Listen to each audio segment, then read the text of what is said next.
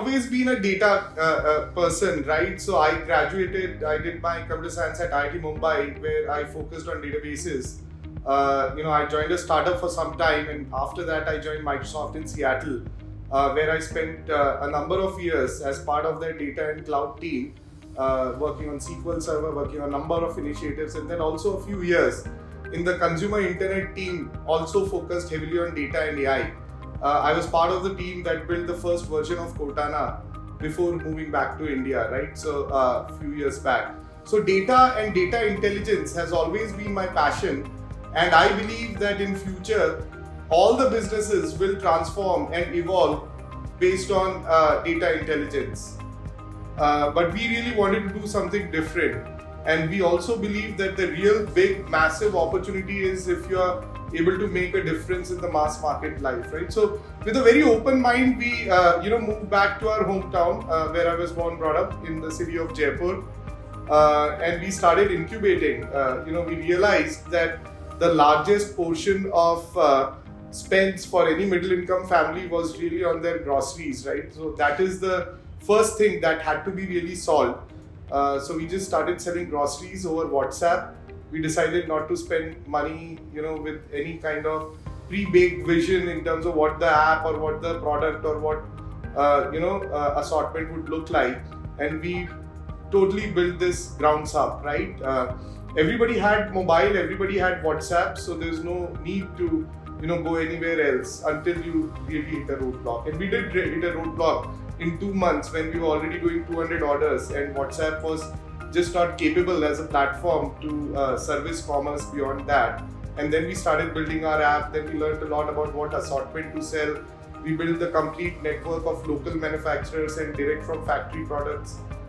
We got them at phenomenal prices, did demand aggregation, gave that value benefit to the consumers. We set up a different kind of operational model with community leaders and which we call as DSDs, DealShare, those who take all the orders in bulk from us and distribute it to the consumers.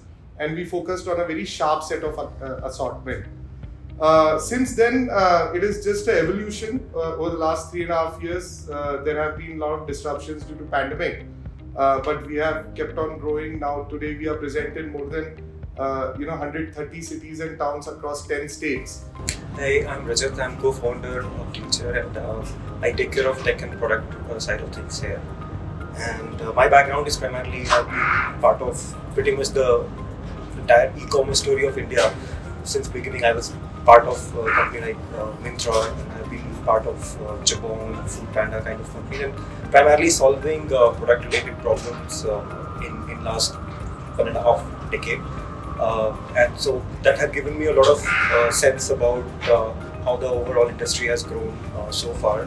And DealShare is the culmination of everything that I have done so far prior to DealShare, and it is like a much larger story, much more relevant for the Indian audience.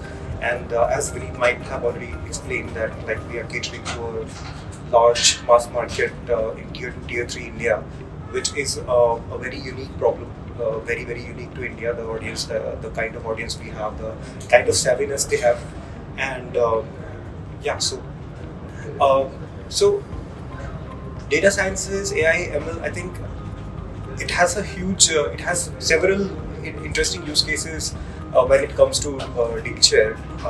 We have humongous amount of data that we have been collecting from the clickstream data which users are browsing our platforms. We have a lot of offline data where users are buying stuff offline. There's a lot of geographical data, their location, geospatial data, what is their transactional history, right? So we are collecting humongous amount of data for customers, for business partners, for delivery folks. So all this amount of data is eventually going to help us in solving a bunch of problems, both on the customer experience and also operational efficiency end. On customer experience end, we have a bunch of very interesting use cases which we have been working on. Some of them have to do with providing better targeting to customers with better data, with better pricing, and employing personalization to engage customers better on our platform. and also using data to have a better context, right? Like shopping is always about context. You don't go to all the shops for all the reasons. So we are using data to understand what is the context that brings the user to the platform and how can we target them in that session at that time. So all of this requires a humongous amount of data to process and provide the right kind of experience to the customers. The second area is the operational efficiency, where we want to solve for better predictability, forecasting, through like in the offline world of logistics, and also in the warehouse, where we have a lot of use cases around quality, detection of fraud, etc. In the entire supply chain, and building trust and safety around that. So there are a bunch of very interesting use cases, both like which are affecting customer experience and driving operational efficiency by better forecasting and building better trust and safety. So currently, DealShare has around a team of 70 to 80 product and tech folks. Within that, the data science team is still relatively small, but we want to get to a size of 15-20 people very soon.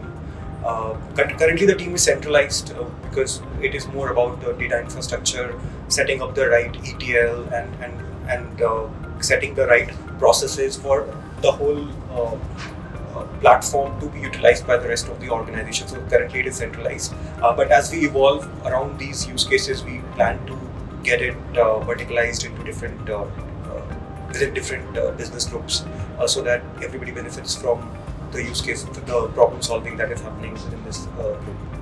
So we have, like, unlike any other commerce platform, we have built huge amount of social and engagement part, right? We have invested in bunch of features which are engaging customers, getting them again back on the platform. In the app, if you look, there is something called a loot zone, where we have ability for customers to engage with us better. Like they can bargain with us, they can get benefits by sharing with the customers, right? So we have built these features which allow users to engage better with our platform, and in the process improve our cost of acquiring customers or retention on the platform.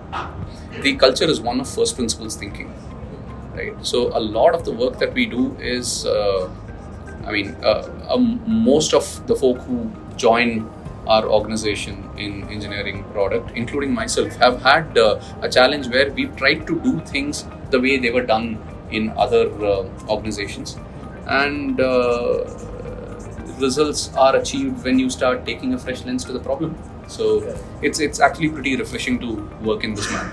So see, our interview process, the initial conversations are largely around the past work that they've done, right? We generally try to gauge the person on what is motivating them, right? What they've done, that's largely the work that they've done, but even more importantly, what is it that they want to do, right? And largely to understand what drives them, what will be motivating them, and what they're aspiring to do over the next few years, right? The more the clarity a person has, the better on that front, right?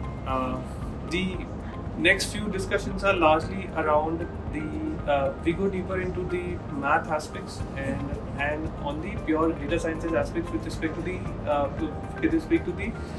knowledge and the way a person is able to apply the techniques to a given business problem, right? The few things that we look for, right? First and foremost is the data orientation of a person, right? We see how deeply the person tries to understand has an understanding of the data itself, right? Next is the metric and the business orientation itself, right? In terms of what is the impact that it is going to make and how are we going to measure it, right? The ability of a person to translate a business problem into a data science problem, mapping between a business metric to a data science metric, right? How fluent a person is on that, right? Then on the attitude aspects, right? We look for people who are open to experimenting faster, who have mechanisms determine rapidly if they are on the right path or the wrong path, right? See, and are open to course correcting quickly, right? We absolutely don't have issues with people, the outcomes not being positive, but we want to come to know about that as soon as we can, right? And then course correct, right? Next is the ownership aspects of it, right? We look for people who want to own the problem and solve the problem, right? Now, whatever it takes to do that, right? If you aren't aware about the skills or techniques, that's perfectly fine as long as you're up to rapidly learn things and start to move forward, right? So, very high on ownership, very high on problem solving skills, right? The raw problem solving skills with respect to understanding of the business problem and understanding for which kind of users.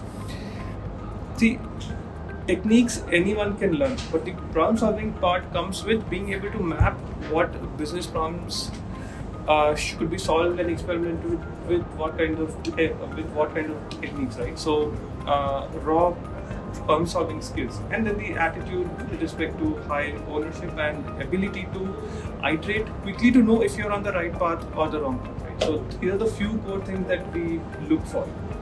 Where the orientation is of the person, right? If they are always of the mindset that no, I will just improve the model, but I will not look at data, that's a big turn off, right? It's about data first, and then comes the aspects of science. You get to see a lot of action in the sense that we are an organization which is extremely keen on forming a view on what is the expected outcome of any initiative before actually going ahead and taking it. Right? This involves a lot of experimentation, but we are fans of conscious planned experimentation and not just flailing around because you have bandwidth, right? So that's and that is all in the cohesive spirit of building an incredibly frugal organization. We are frugal with our investments, we are frugal with our time, we are very, very deliberate about where we spend our time and want people to do the most valuable work they can in the time that they spend with us. So that is pretty much what the thrust is on for everyone, right?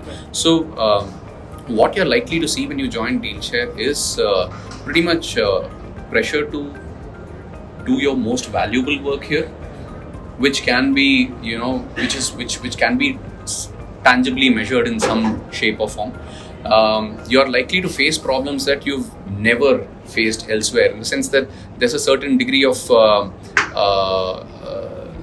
organization that one takes for granted, in the sense that when addresses come, you're able to feed it into, let's say, something like a Google reverse lookup API, get some kind of a lat long. Nothing of the sort. I mean, all rules are thrown out of the window. You have to actually form a sense of who are your customers, who is it that you're building for, right? And then start solving problems rather than anything else. So, what is cool about DealShare, right, is that we are a very uniquely Indian e-commerce experience, right? So, who are our customers? Our customers are people who are in the lower middle and lower income groups across the country, right?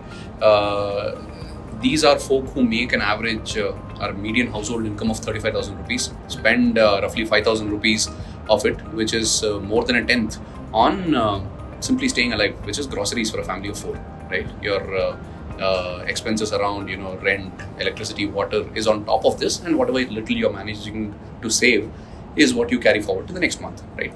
So our customers are incredibly frugal, and as such, our organization is innately expected to keep pace with that degree of frugality, which means that technology has a disproportionate role to play in terms of making all of our internal processes a lot more efficient. So we are obligated to get customers at little to no cost, and we are obligated to service them for about 5% of whatever they order, right? So that those are the makings of a profitable organization, which actually means, so let me put this in perspective, right? If a customer orders something worth rupees 100, I'm expected to make a delivery within rupees 5. If we're not there, we are going, we are close, but we are getting there, right?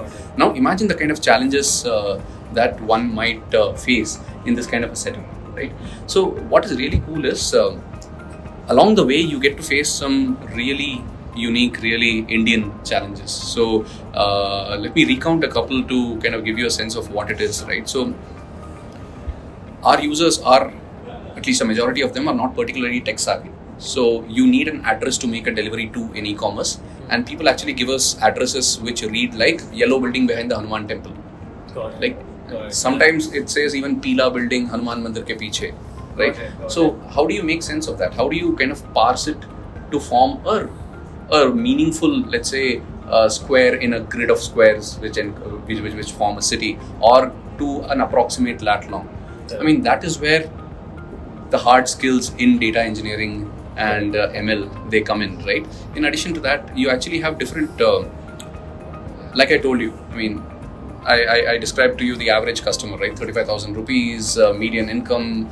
So this gives us an accessible market, a TAM of about 700 million, which is literally half of India's 1.4 billion, which is an insane number, which has a huge spectrum of users within it. Some of these users are shop owners, some of these users are families of two, some of these users are joint families, and the kind of and their perception of what is an attractive deal is vastly different, right? So in order to be able to give them the right kind of price point, the right kind of promotion, the right kind of discount, you actually need to know who each of these users are, or even be able to predict who these users are likely to be depending on the initial few signals you get while they install and look through your application, right? So those are highly relevant skill sets that in the